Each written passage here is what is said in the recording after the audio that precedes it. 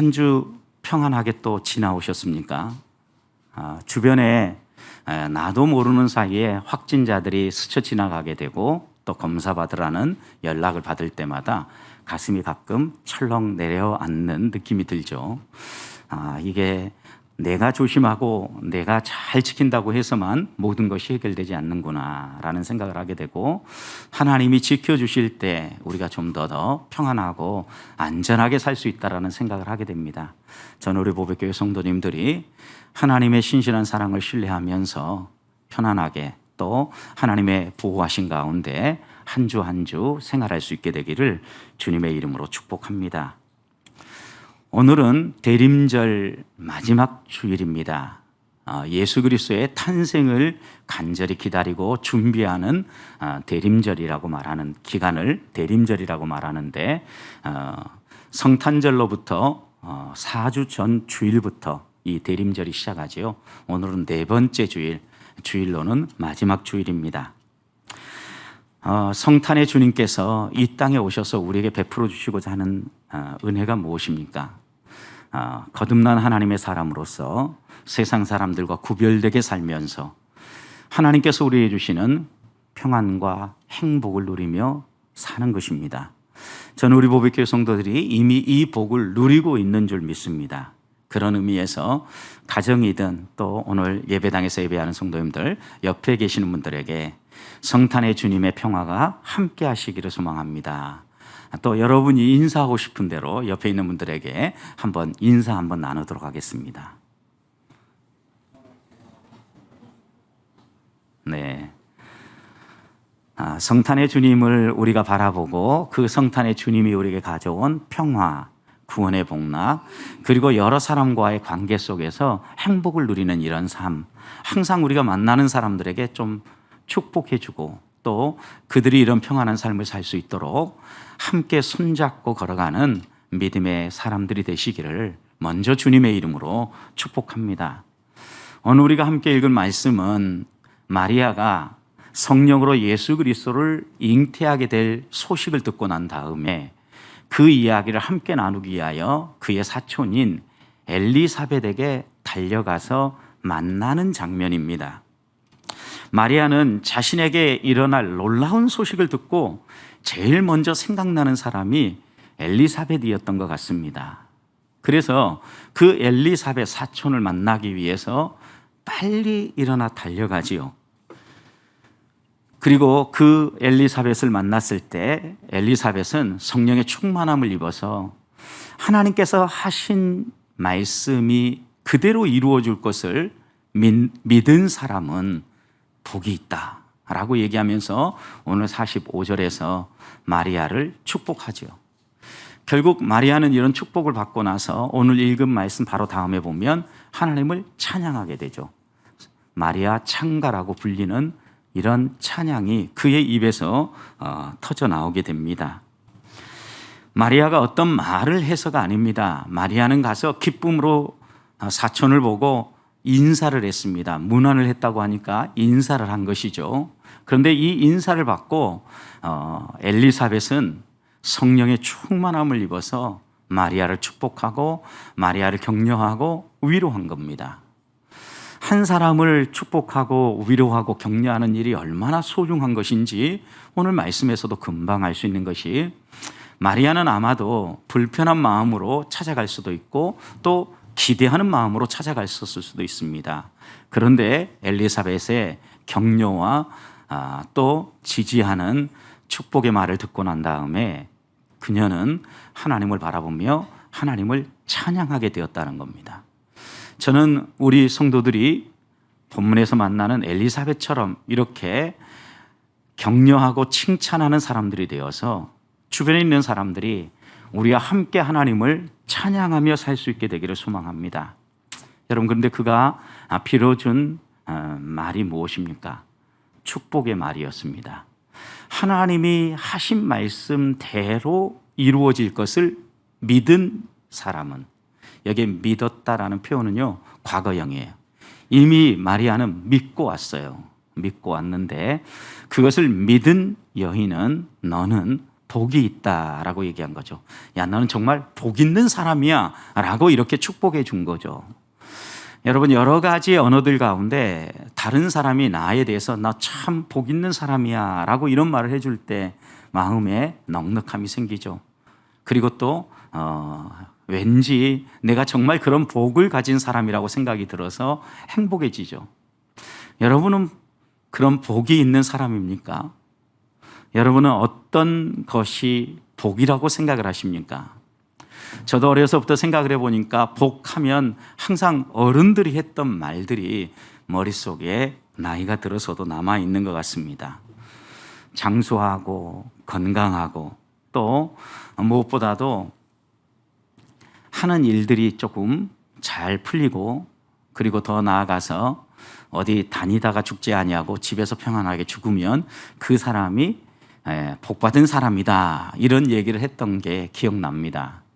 그래서 이런 복이라는 이해가 어디에서부터 왔는가 곰곰이 생각을 해보니까 역시 우리나라는 유교 문화를 많이 영향을 받아서 아마 유교의 경전인 서경에 나오는 인간의 오복에 대한 설명을 많이 우리 어른들이 이야기하지 않았나 생각이 듭니다.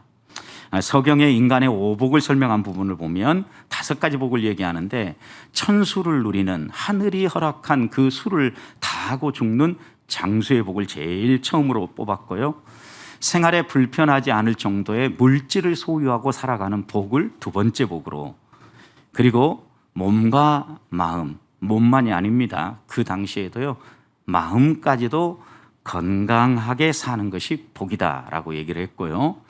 남에게 선을 행할 뿐만 아니라 덕을 쌓는 삶을 사는 것이 또 하나의 복이라고 이야기했고, 마지막에는요, 평생 건강하게 살다가 편안하게 죽는 것, 이것이 복이라고 이야기를 했습니다. 여러분, 그런데 여기에 어렸을 때 또 들었던 복 가운데 하나가, 오복 가운데 하나가 치아가 좋은 복이다, 막 이런 얘기 여러분 기억나시죠? 이건 유교의 이 서경에 나오는 오복 가운데 하나가 아니라 그 당시에 일반적으로 서민들이 생각하는 오복은 조금 달랐다고 그래요. 그래서 이 서민들이 생각하는 복 가운데 하나는요, 첫 번째가 치아가 좋은 것이고요, 2번째는요, 자식이 많으면 복이었고, 부부가 함께 살다가 해로하다 죽으면 이게 복이라고 생각을 했고, 손님에게 무언가 나눠줄 것이 있다고 하면 또한 이것 복이며, 그들이 생각할 때 좋은 자리, 명당에 묻히는 것이 복이다라고 이렇게 서민들은 생각을 했다라는 거예요. 여러분, 오늘날 우리는 무엇이 복이라고 생각을 합니까? 오늘 2021년이라고 하면 여러분, 서울에 집 한 채 갖는 게 복입니까? 뭔가 좀 이런 새로운 복에 대한 개념들이 있을 것 같습니다. 여러분, 그런데 현대인에게도 역시 복이라고 하면 빠질 수 없는 게 있죠. 건강하게 사는 것. 그리고 여러분, 우리가 살아가는데 물질의 방해를 받지 않는 것. 이거 참 복이죠. 그런데 현대인들은 이것을 어떻게 표현하냐면 자식에게 손 벌리지 않고 살 수 있는 물질 갖는 복, 이렇게 표현을 한다라는 거예요. 아무래도 이제 예전 같으면 나이가 든 부모님들을 자식 세대가 당연히 섬긴다라고 이렇게 생각을 했는데, 요즘은 자식 세대에게 기대지 아니하고 살아갈 수 있는 물질의 여유를 갖는 것, 이것이 또 하나의 복이라고 이야기를 한다는 겁니다. 그리고 나이가 들어도 이제는 100세 시대가 열리니까 요즘 또 다른 복은 적당한 일거리를 가지고 일을 하면서 나이 들어가는 것 또한 복이라고 이야기를 했고, 나이가 들어가면서 여러 사람과 교제하고 만나며 살아가는데, 이렇게 만나며 살아갈 때 자기의 속마음을 터놓고 이야기할 수 있는 좋은 친구를 갖는 것도 또한 복이라고 이야기를 했습니다. 이런 기준으로 본다고 하면 여러분은 어떤 복을 가지고 계십니까? 적어도 몇 가지는 가지고 계시죠. 그런 점에서 우리는 확실히 복 있는 사람입니다. 그런데 성경은 이렇게 세상의 기준으로만 복을 이야기하는 것이 아니라 성경이 말하는 복 있는 사람은 또 다르죠. 복 있는 사람 하면 제일 먼저 여러분 떠오르는 구절이 어디 있습니까? 성경에서 복 있는 사람은 이런 사람이다라고 직접적으로 표현한 것은 시편 1편 말씀입니다. 복 있는 사람은 악인의 꾀를 쫓지 아니하고 죄인의 길에 서지 아니하며 오만한 자의 자리에 앉지 아니하고 오직 여호와의 율법을 즐거워하여 그 율법을 주야로 묵상하는 자로다. 하나님의 법을 알고 그 법을 마음에 묵상하며 그 법을 따라 살아가는 사람이 복 있는 사람이다 라고 성경은 단정지어서 우리에게 분명하게 말하죠. 세상은 죽음 이후에 어떤 세계가 있다라고 크게 강조하지는 않습니다. 그런데 성경은 한결같이 죽음 이후에 영원한 세계가 있다고 이야기를 하죠. 히브리서 9장 27절에서도 사람이 죽고 난 이후에 심판이 있는데 이 심판을 통하여서 어떤 사람은 영생에 들어가게 되고 어떤 사람은 영벌에 들어가게 된다라는 거예요. 그래서 성경은 복 있는 사람은 영원한 세계에서의 영생의 삶을 소망하면서 이 땅에서 예수 그리스도를 믿고 죽는 사람이 복이 있다라고 이야기를 합니다. 그래서 계시록 14장 13절 말씀을 보면 지금 이후로, 이 성경이 쓰여지는 지금 이후로 주 안에서 죽는 자들이 복이 있다. 예수 그리스도를 개인의 구주로 믿고 생의 마지막을 맞이한 사람이 복 있는 사람이다 라고 선포하고 있는 겁니다. 오늘 본문에서 엘리사벳이 마리아를 복이 있다라고 복 있는 사람이다라고 표현하는 이유는 또한 무엇입니까? 마리아가 복이 있는 것은 하나님이 주신 말씀을 그 마음속에 묵상한 거죠. 새긴 거죠. 그리고 그대로 이루어질 것이라고 믿었기 때문에 이 마리아를 향하여 복 있는 사람이다 라고 선포한 겁니다. 저는 우리 보배교회 성도들이 성경이 가르쳐 주신 말씀을 따라 복 있는 사람이 어떤 사람인가를 마음에 새기고 정말 이런 복된 사람이 되어지고 또 이 땅에서 살아가는 동안 사람들이 말하는 정말 복 있는 이 5가지 복도 함께 받아 누릴 수 있기를 주님의 이름으로 축원드립니다. 그렇다면 우리는 어떻게 이런 복된 삶을 살아갈 수 있습니까? 성탄의 계절, 이제 성탄절이 한 주 앞으로 다가온 오늘 어떻게 하면 이런 복된 삶을 누리며 우리가 살 수 있겠습니까? 오늘 말씀을 보면 이런 복 있는 사람은 생활 중에 하나님의 손길을 매번 경험하며 살아가는 사람입니다. 마리아를 향하여서 엘리사벳이 복되다, 복이 있는 사람이다 라고 말할 수 있었던 이유는 마리아가 하나님을 만나고 하나님을 경험하며 살아가는 여인이었기 때문이라는 말씀입니다. 39절 말씀을 보십시오. 오늘 이렇게 시작을 합니다. 이때에 라고 시작을 하는데 이때가 언제입니까? 마리아가 하나님이 보낸 가브리엘 천사장을 만난 그때에, 그를 통하여서 그에게 하나님이 하실 일에 대해서 들었던 때에, 그때 마리아는 일어나서 빨리 산골로 갑니다. 빨리 산골로 갔는데 그곳이 엘리사벳이 있는 곳입니다. 여기서 또 하나 우리가 봐야 될 것은 이때라는 단어, 언제 이런 일이 벌어졌는 것과 또 하나는 일어나 빨리 찾아갔다라는 거예요. 여러분, 마리아는 하나님이 보낸 천사의 메시지를 듣고 난 다음에 하나님을 경험한 이후에 그것을 나누고 싶었던 거죠. 또 그것을 확인하고 싶었던 겁니다. 그러니 일어나서 빨리 나눌 사람에게 찾아가고 있는 거죠.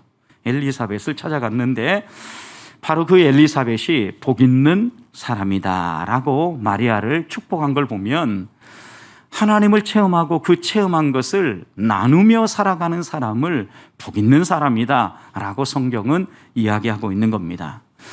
기독교는 체험의 종교입니다. 거듭남의 종교입니다. 누구든지 하나님을 만나 거듭나지 않으면 신앙생활 자체가 시작되지 않기 때문에 이 문제는 매우 중요한 문제입니다. 하나님이 우리에게 찾아오고 복음이 내 마음에 심겨지면 반드시 변화가 일어나는데 전에는 믿어지지 않았던 하나님의 말씀이 믿어지기 시작을 하고 또 하나님의 은혜가 무엇인가 깨닫고 그 은혜가 경험되어지기 시작한다는 겁니다. 그래서 고린도후서 5장 17절 말씀을 보면 이렇게 거듭나서 하나님의 은혜를 체험하며 살아가는 사람을 옛사람과 다른 전혀 새로운 피조물이다 라고 묘사하고 있는 겁니다. 성도 여러분, 우리가 거듭나는 것은 무엇을 행했기 때문이 아닙니다.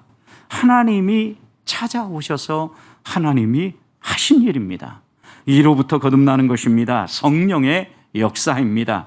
내가 조건을 갖추고 내가 무엇을 행함으로 말미암아 처음 하는 종교가 아니라는 것입니다. 기독교는 하나님이 우리에게 행하신 일을 마음에 새기고 또 하나님이 행하신 일들을 경험하는 종교라는 말씀입니다.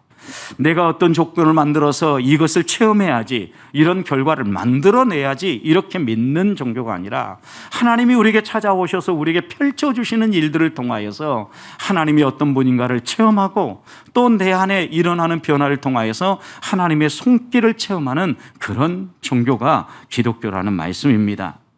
그런 점에서 기독교는 하나님이 우리에게 행하신 일에 대한 이야기를 나누는 종교며 그것을 우리가 생활 가운데 체험하는 종교라는 말씀입니다. 마리아도 이것을 체험했기 때문에 그것을 나누기 위해서 엘리사벳에게 달려갔고 엘리사벳은 그런 마리아를 축복하고 있다라는 겁니다. 그런데 우리는 가끔 우리가 체험한 예수 그리스도, 내가 체험한 기독교에 대해서 이야기를 할 때 내가 체험한 것만 가끔은 중요하고 옳다라고 이야기하는 경향이 있습니다. 그런데 성경은 우리 그리스도인이 체험하는 그 체험의 양식을 하나의 표준화된 양식으로 우리에게 제한하지 않습니다. 어떤 사람은 서서히 주님을 만나고 주님을 체험하기도 하지만 어떤 사람은 갑작스럽게 주님을 만나고 주님을 체험하기도 하기 때문입니다. 생각해 보십시오. 신앙의 여러 사람들 가운데 성경에 보면 바울과 같은 인물은 예수 믿는 사람을 핍박하기 위해 쫓아다닐 때 전혀 자신이 하나님을 체험하고 경험하고자 준비하지 않았지만 하나님이 갑작스럽게 그에게 찾아오셔서 만나주시고 거듭나게 해주시고 하나님이 어떤 분인가 체험하고 그 하나님을 증거하며 살게 해주지 않았습니까? 이렇게 바울처럼 갑자기 만나게 하시는 분이 있다는 거예요. 바울이 복음을 전도할 때 사도행전 16장에 보면 빌립보 감옥에 갇혔던 사건이 나오죠. 여러분, 그런데 그 빌립보 감옥에서 어떻게 풀려나게 됩니까? 하나님의 역사로 옥문이 열리고 그 감옥에서 찬송하며 하나님을 바라볼 때에 하나님이 그들을 풀어주시죠. 나오지 않습니다. 하나님이 행하신 일들 가운데 그 가운데 무언가 할 일이 더 있었던 거죠. 그 감옥의 간수장이 죄수들이 다 도망한 줄 알고 자결하려고 할 때 바울이 그에게 찾아가서 복음을 나누게 되고 그 간수장이 그날 하나님을 만나고 변화된 삶을 살게 되잖아요. 이렇게 하나님을 만나고 경험함에 있어서 갑작스럽게 어느 한순간에 변화되어지는 사람들이 있습니다. 그런데 또 어떤 사람은요, 정말 천천히 이렇게 믿게 되는 사람들이 있어요. 여러분, 철로 역정이라는 기독교 고전을 쓴 존 번연이라는 여러분 저술가 또 설교가 또 학자를 우리가 알고 있을 겁니다.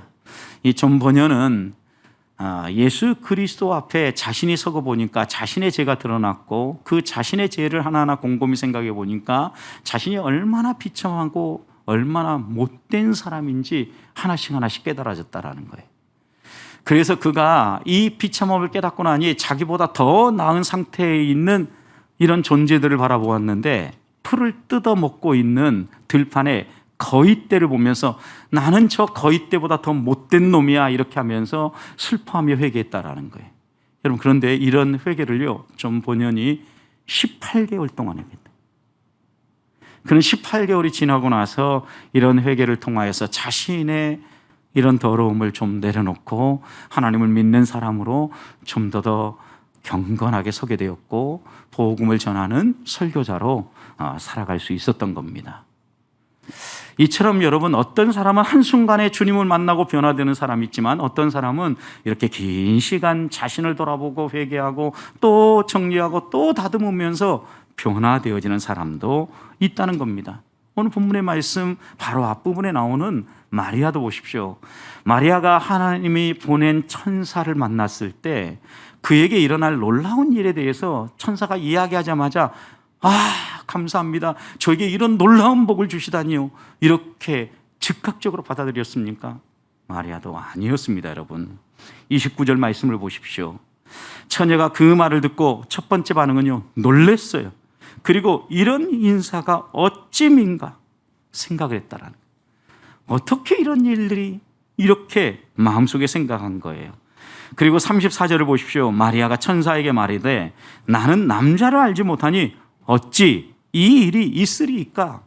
마리아의 첫 번째 반응은요, 망설였고, 어떻게 생각해 보면 주의 말씀을 믿지 못했다라는 거죠. 마음에 거부감이 있었던 거예요.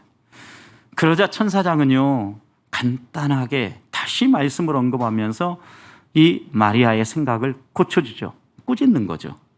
35절 보십시오. 천사가 대답하여 이르되 성령님이 내게 임하시고 지극히 높으신 이의 능력이 너를 덮으시리니 이름으로 나실 바 거룩한 이는 하나님의 아들이라 일컬으리라.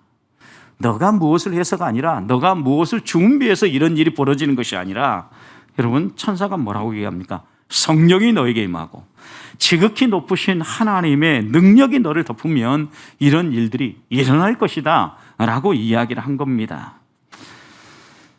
그리고 난 다음에 그가 믿을 수 있도록 천사는 하나의 예를 들어 설명을 합니다. 그 예가 누굽니까? 사촌인 엘리사벳의 예예요. 36절 보십시오. 보라, 내 친족 엘리사벳도 늙어서 아들을 배웠느니라. 그리고 난 다음에 그가 어떻게 아지를 갖게 됐는지 이야기하죠. 본래 임신하지 못한다고 알려진 이가 임신한 지 이미 6달이 되었다라는 거예요. 여러분, 너의 사촌인 엘리사벳도 아이 못 가졌지 않았느냐? 얼마나 그것 때문에 기도 많이 했느냐? 그런데 그렇게 아이를 못 갖는다는 엘리사벳도 하나님의 능력이 임하니까 아이를 갖게 되었다라고 얘기하면서 예를 들어서 설명을 합니다. 그리고 난 다음에 37절 분명하게 이야기를 하죠. 대저 하나님의 모든 말씀은 능하지 못하실 것이 없느니라. 이 말씀을 듣고 난 다음에 마리아가 수용을 하지요. 설득을 당합니다. 그런데 여러분, 38절에서 마리아가 이르되 주의 여종이니 말씀대로 내게 이루어지이다 라고 이렇게 고백을 하는데, 어떻게 생각해 보면 마리아는 더 이상 할 말이 없었던 겁니다. 의심하려고 해도 의심할 의심거리가 없었던 거죠. 이런 경우를 우리는 수동적으로 체념을 하고 받아들인다라는 거예요. 아직 마리아 안에 모든 문제들이 다 해결된 건 아닙니다. 여러분 생각해 보십시오.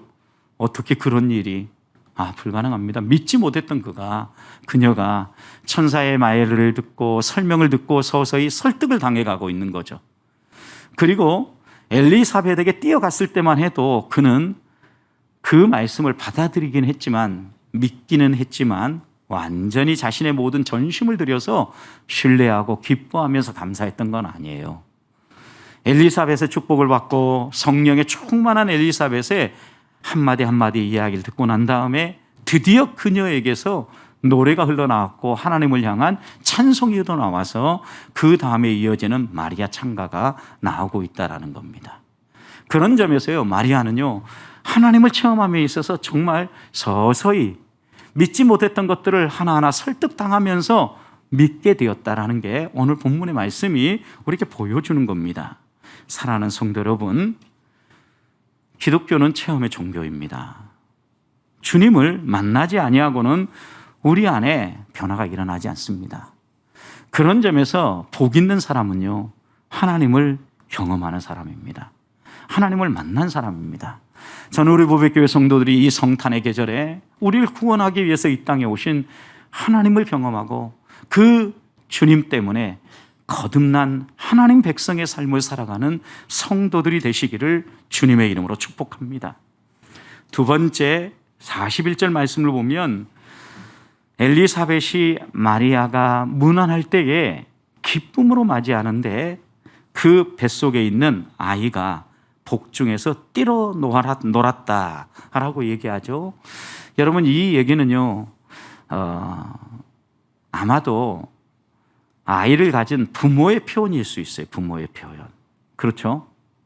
여러분, 아이가 복중에서 뛰어놀았다라고 얘기하는데 여러분 여기에 뛰놀았다라는 것은요 기뻐 즐거워서 막 뛰어놀았다라는 거예요. 복중에 있는 아이가 지금 마음이 아파서 뛰노는 건지 발길을 한 건지 기뻐 뛰어놀면서 이렇게 발길질을 한 건지 어떻게 알겠어요? 부모의 해석일 수 있죠. 여러분 그런데 우리가 하나 더 보아야 될 게 있습니다. 44절 보십시오. 보라 내 문안하는 소리가 내 귀에 들릴 때 여기에 너의 문안하는 소리는 누굽니까? 마리아죠. 그리고 내 귀에 들릴 때는 나는 누구예요? 엘리사벳이죠. 그러니까 마리아가 문안하는 목소리를 엘리사벳이 딱 들었을 때 아이가 내 복중에서 뛰어놀았는데 어떻게 뛰어놀았어요? 기쁨으로 뛰어놀았다라는 거예요. 기쁨으로. 그런데 이런 표현들이 어떻게 나옵니까? 엘리사벳이 스스로 고백하고 스스로 생각해서 이렇게 나온 게 아니라요. 41절 마지막에 보십시오. 엘리사벳이 무엇을 받아서? 성령의 충만함을 받았어. 성령께서 이 엘리사벳을 만지시고 엘리사벳이 이렇게 말할 수 있도록 그를 움직였다라면 엘리사벳이 이런 이야기를 하는 것은요 단순히 아이를 가진 어머니의 생각 정도가 아니에요. 성령께서 이렇게 말할 수 있도록 그의 생각을 조정해 주시고 그의 입술을 열어 표현하게 하셨다라는 거예요. 실제로 세례 요한에 대해서 성경은 뭐라고 묘사합니까? 이미 1장에서 이 불임 부부의 세례 요한을 잉태하게 될 때 하나님은 분명히 말씀해 주시죠. 누가복음 1장 14절로 한번 가보십시오. 세례 요한의 탄생에 대해서 예고하면서 세례 요한이 태어나면 14절 너도 기뻐하고 즐거워할 뿐만 아니라 많은 사람도 기뻐하고 즐거워하리라 사가랴에게 이렇게 이야기하는 겁니다. 그리고 15절 이는 그가 주 앞에 큰 자가 되어서 모태로부터 15절 마지막에 보면 어때요? 성령의 충만함을 받아서. 여러분 그러니까 엘리사벳 어머니도 성령 충만한데요 그 모태에 있는 세례 요한도 어때요? 성령 충만했다라는 거예요. 그래서 16절 보면 이렇게 성령 충만한 모자가 그 세례 요한이 이스라엘 자손을 하나님께로 많이 돌아오게 할 뿐만 아니라 17절 주 앞에 먼저 와서 주를 위하여 세운 백성들을 준비시킬 거라는 거예요. 그런 점에서 세례 요한은요 주님이 오실 길을 준비하는 역할을 하는 사람이었어요. 자 그렇다면 우리가 이 말씀을 가지고 오늘 읽었던 본문으로 다시 돌아와 보십시다. 여러분 이 세례 요한은요 어머니의 태부터 성령 충만했어요. 성령이 그를 움직였다라는 거예요. 그러니 복중에서 뛰놀 때도 기뻐 뛰놀았다는 거. 왜 기뻐 뛰놀았겠어요? 주의 어머니가 오는 것을 보면서 이 땅을 구원할 메시아를 잉태할 마리아가 오는 걸 보면서 너무나 즐거워서 뛰놀았다는 것은 세례 요한이 그의 사명이 무엇입니까? 주의 오실 길을 준비하는 거죠. 그의 어머니가 오는 걸 보면서 모태에서부터 즐거워하고 뛰놀았다는 것은 주님 오실 길을 모태에서부터 준비했다라는 거죠. 여러분 모태에 있는 아이가 무엇을 알겠습니까? 그러나 하나님이 그를 사로잡고 그가 인지하든 인지하지 못하든 하나님이 그를 움직이시면 이런 놀라운 일이 일어난다라는 게 성경의 가르침이에요. 우리는 우리가 깨닫고 우리가 이해하고 우리가 알아야만 어떤 일이 일어날 것처럼 생각을 합니다. 모태에 있는 아직 태어나지 아니하는 태아까지도 성령으로 역사하시고 그가 기뻐서 뛰놀며 주를 맞이할 준비를 하게 하실 수 있는 분이 하나님이라면 우리 안에 일어나지 않을 변화가 무엇이 있겠습니까? 하나님은 우리가 이성적으로 다 이해하지 못해도 또 우리가 철저하게 다 준비하지 못해도 하나님은 하나님의 방법으로 하나님의 일들을 펼쳐 가신다라는 겁니다. 44절 말씀을 다시 보십시오.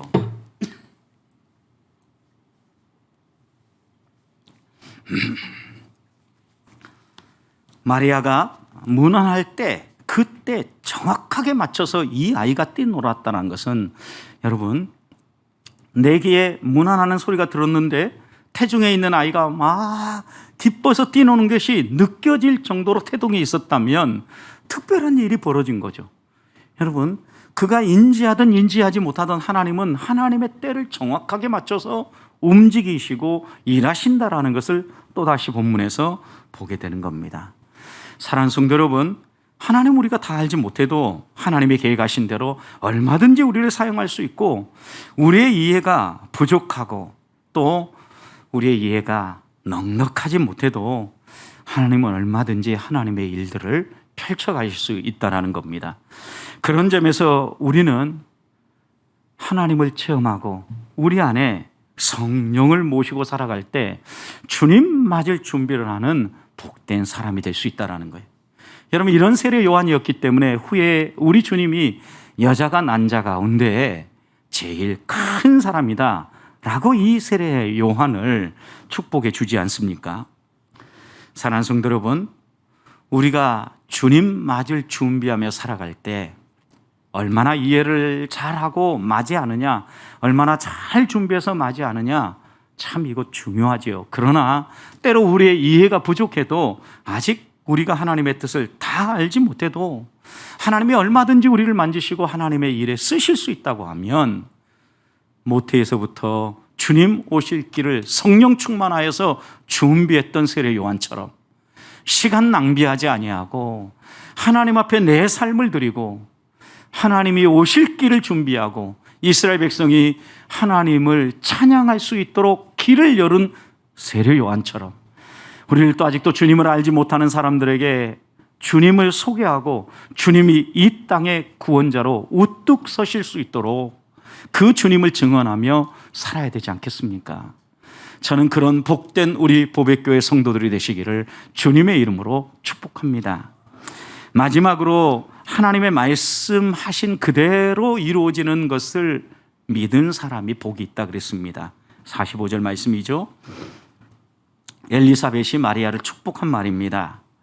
하나님이 주신 말씀을 아직은 받아들이긴 하지만, 믿기는 하지만 흔쾌히 받아들이지 못한 이 마리아에게, 그러지 않아, 하나님의 말씀 의심할 게 없어, 아직 너의 마음 가운데 뭔가 걸린 것이 있을 건가 모르지만 그 하나님의 말씀을 그대로 하나님이 이루어 주실 것을 믿은 사람, 믿고 의지하는 사람, 그 사람이 복 있는 사람이야.